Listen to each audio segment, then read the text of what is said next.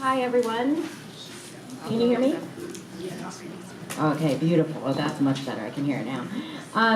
Thank you so much for having me today. As you may know, it is World COPD Day today.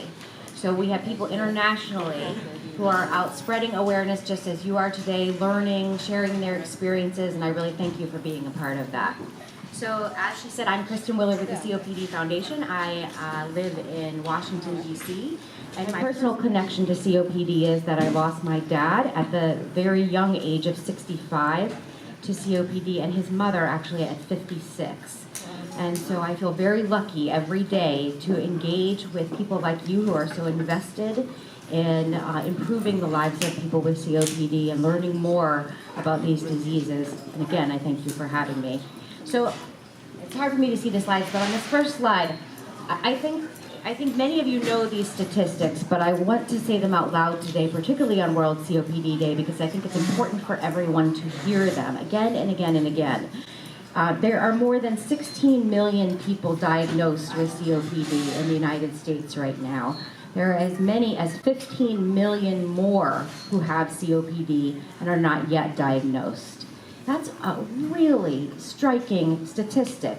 When you combine those numbers together, they are larger than the populations, the total populations of the top 10 cities, most populated cities in the United States. Can you imagine? That's a huge number of us in this community. And yet, this is a public health crisis. Make no mistake about it. It is a public health crisis that goes largely ignored or unnoticed. So what I want to do today is, on the next slide, I want to say, in Connecticut, you've got 130,000 people, and that's important for me to note too. I'm sorry. It's much better. And those are statistics from the CDC. 130,000 people right now in Connecticut with COPD. So I want to say thank you for doing something about this. I want to say if you're a person with COPD or someone who loves them, I really appreciate you sharing your voice and your experiences to a world that oftentimes I know does not appreciate the experiences that you're having, and your voice needs to be heard. If you're a healthcare provider, thank you for taking the time to appreciate the whole patient and all of their experiences, which you cannot read on here, but really run the gamut from physical impacts to psychological, emotional, to social, and relating to people in your community and to your families. Thank you for listening to your patients and for understanding the complexity of these diseases, and as well as the comorbidities with which COPD often presents. So I'm going to talk about comorbidities in the next slide for just a minute. We did a study in 2006, it was a survey of COPD patients, and we found that 81% of the respondents told us that they had 6 or more comorbidities, so other illnesses with which they were dealing. That's more than a handful, literally 6 or more comorbidities, and many people had way more than the 6. It's a considerable problem that people have to deal with every day, and for many of you, I know I don't need to tell you that, but that's something that we're looking at, and we appreciate you being advocates for this too. Another thing I want to tell you, because I know you're talking about depression and anxiety specifically today, take a look at the statistics here for depression and anxiety. Up to 40% of those with COPD, and I would guess in some studies it shows it might be higher, have symptoms of depression or anxiety. No, that's not ours. It's thought to be even higher in those with advanced COPD and in those using oxygen. On the next slide, we hear this every day. We have an online community at the foundation that has about 33,000 people, 33,000 members. And these are just some of the quotes I found in about 5 minutes of searching. Take a look at these. I'm so depressed, sad, scared, lonely. The second one, I'm very sad today. I've been in denial since I was diagnosed. I'm worried about what the future holds. This last one really gets to me. Once or twice a day, I'm suddenly overcome with a feeling of absolute panic. I become extremely lightheaded, and I feel like I'm on the edge of a bottomless canyon. I mean, that really tells you that the power of these experiences for people with COPD who also have depression and anxiety. If you're a healthcare provider, family member, thank you for addressing these very serious and often silent comorbidities. If you're a patient with COPD or someone who thinks you might have COPD, thank you for being brave and sharing your experiences with depression and anxiety, because we need to hear about it in order to affect change. Another thing I want to touch on, and I know that we will be talking about it later today, is pulmonary rehabilitation. I want to thank you for advocating for pulmonary rehab. We know from the literature, so we know from the studies, that there are a wealth of benefits to pulmonary rehabilitation. You can see just some of them here. This is not an exhaustive list. Perceived reduced shortness of breath, increasing exercise ability, supporting patient quality of life and self-management.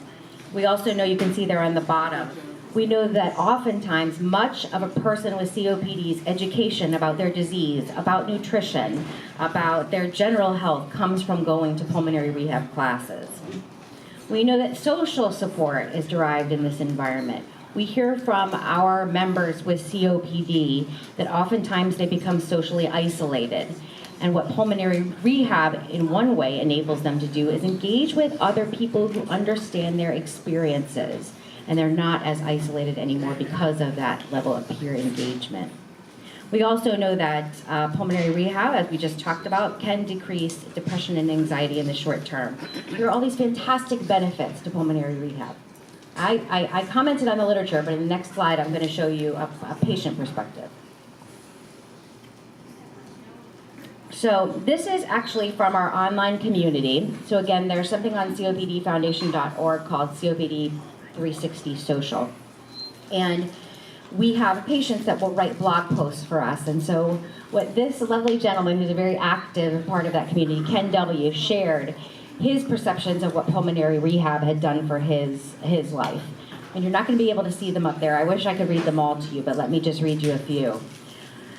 His number 10 was, forced me out of the house and into a small group of people with similar challenges.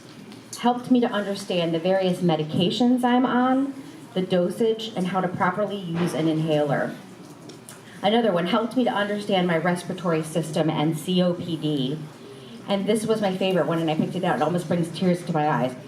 He said, gave me the confidence to keep living. So we know that pulmonary rehabilitation is changing lives. I want to thank you for advocating for it. On the next slide, you'll see that it's not such an easy road, though, to get people to pulmonary rehab, right? We know that it works, but we have some obstacles. Access to pulmonary rehab remains limited across the country. Where it is available, referrals from the healthcare team are low, and then once patients are referred, the uptake, or people actually going to pulmonary rehab, is very low. So that might be a little small to you. Let me walk through it. In the access block, we know access is an issue. Only 2 to 5% of COPD patients who could benefit from pulmonary rehab have access to programs nationally. 2 to 5%. That's stunningly low. On the uptake side, there was a study that was done that looked in any change in the uptake, meaning people actually going to pulmonary rehab once they're referred. When looking from 2003 to 2012, we saw a slight increase, okay? But that increase was from 2.6% to 3.7% of eligible referred folks actually going to pulmonary rehab. I want to thank you for knowing about this and working to change this. On the next slide, I want to thank you again. You'll hear lots of thank yous today. I want to thank you again for understanding that progress is possible in our community with the right ingredients, and some of them are here. I hope that everyone in this room is able to see themselves someplace on this chart in 1, 2, 3, maybe all of these blocks. Okay, whether it is at the bottom in the sort of the foundation, participating in research if you're a patient, working toward policy changes when you hear that something's happening on Capitol Hill where I live, or locally where you are, that you want to change, writing into the people who represent you. That's something that you can do through the foundation as well. It might be through spreading awareness. You might hear something that today that you did not know before and share it with a neighbor or a family member. It could be in helping to prevent the disease, whether it's through smoking cessation or telling people about the dangers of open wood-burning stoves, something along those lines. It could be in diagnosis. If you're someone who was diagnosed using spirometry and you have a friend who was not, you can share that that is the gold standard for diagnosis, so people know that they demand that that's necessary for them as part of their journey with COPD. It could be that you're a healthcare provider and you're providing care that is evidence-based. It could be that you are involving an interdisciplinary team, so you're not working in a silo, right? You're getting everybody from that care team, from a pharmacist to social work, maybe a psychologist, RTs, everybody involved in order to help your patients. And it might be that you're providing follow-up support. That's sort of the top of this hierarchy. Making sure that we can maintain and expand the gains that we make with people with COPD and their families by ensuring that once they leave our offices or wherever we engage, that they aren't left alone, that they get that follow-up, they get education, that they still understand in 6 months how to use an inhaler, or if something new happens in their care experience, that they can sit down with somebody and talk it through. On the next slide, this community, and I mean this literal community as well as the entire COPD community, made possible something this year that we have never seen before. And you may not know this, but this year, there is a formal National COPD Action Plan that was published by NIH. And so these are the goals of that action plan. I can help you to get a copy of it. You can find me, and I will make sure that you have access to it. But what this will do is will serve as a roadmap for us moving forward, for all of us to understand what our charges are in moving the community forward, how to engage our local and our national policymakers. And I think it also should be rewarding for those of you who've been working very hard at this. Again, if you're a patient, you being here, showing yourself, sharing your experience, this changes everything for people just like you. And so I want to say thank you, whether you're a policymaker, like I said, a healthcare provider, a mother, a friend, in my case, a daughter and a granddaughter. You could be somebody, at the grocery store that you're talking to. Every word shared helps, and I think that's exactly what we're doing here today. So next slide. Thank you for all of this. I want to thank you for working together, finding new people to work with. You heard that list of community partners that Yvonne read before. It's astounding, the people who are coming together in this community. And you're affecting change. You're really changing lives. I want to say thank you for having me as well, and I really look forward to a wonderful day.